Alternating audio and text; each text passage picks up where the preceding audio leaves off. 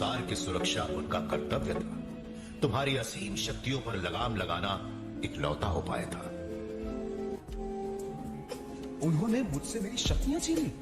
छीनी नहीं, उन्हें ज्ञान था कि एक दिन तुम्हें इन्हीं शक्तियों की आवश्यकता इस संसार के लिए फिर होगी। तुम्हारे घर आए थे सारे देव, जहां मिलकर उन्होंने एक निर्णय लिया कि यदि इस संसार को बचाना है तो तुम्हें अपनी शक्ति को भुलाना होगा। इस पुरानी याद के साथ और कई यादें उठ रही हैं काका। समझ नहीं आता कि कौन सी एक सपना है और कौन सी सच्चाई। कौन हूं मैं? बताइए काका। ये बताने का काम मेरा नहीं। तो फिर किसका? वही जो तुम्हारा जन्मदाता है।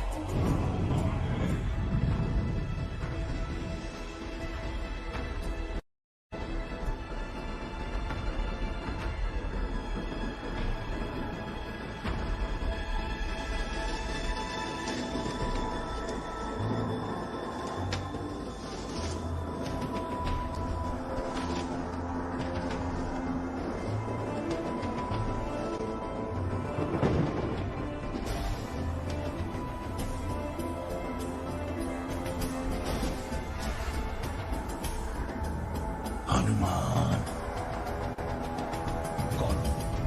कौन है? हनुमान। मेरे सामने आइए। कौन है?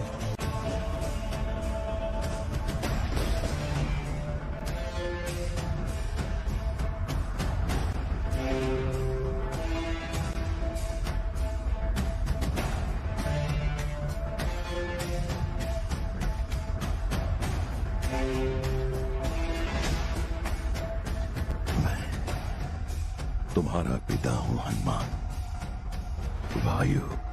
समय जानता है कि अयोध्या के कुंवर और हनुमान की जड़ें उनके जन्म के पहले से ही जुड़ी थी। दशरथ का राज परिवार, जिन पर स्वर्ग के देवताओं का आशीर्वाद सदा से बना था।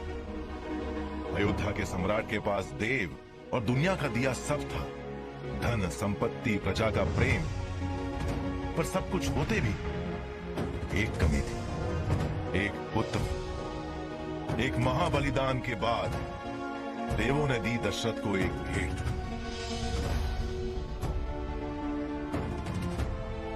खीर की कटोरी, और खीर खाते ही रानियों को महावीर सुपुत्र जनने का सौभाग्य प्राप्त होता। खीर का बंटवारा हो ओहदे अनुसार। आधा भाग सबसे बड़ी महारानी कौशल्या को, मझली रानी सुमित्रा को एक चौथाई, 1/8वां भाग सबसे छोटी रानी कैकेयी को, और जो बचा उसका सेवन फिर से रानी सुमित्रा को। परंतु इस बंटवारे का एक बिन बुलाया भागीदार और था, एक छोटी सी चिड़िया, जिसका खीर देखकर मन ललचा उठा और अपना चोंच भर हिस्सा लिए उड़ चली। इससे पहले कि इस दिव्य खीर की गिरती बूंदें धूल में मिलकर व्यर्थ हो जाती, वायुदेव ने उन्हें एक झोंके में बहाकर वानर कन्या अंजना तक पहुंचाया, जिसके भाग्य में लिखा था मां बनना, हनुमान की मां। हनुमान मेरे बेटे, अगर आप मेरे पिता हैं तो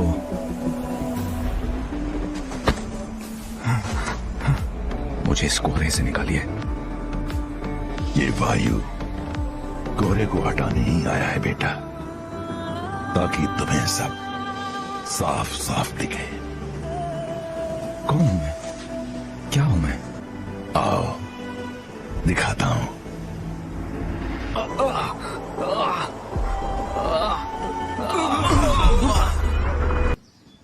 तुम्हारा पहला प्रश्न बिन पूछे समझ गया हूं मैं। क्यों तुम्हारी असलियत तुमसे छुपाई गई? पर इसका उत्तर तुम स्वयं जानते हो। क्योंकि मैं नादान था। अनोखा होने का सही मतलब तभी जानता जब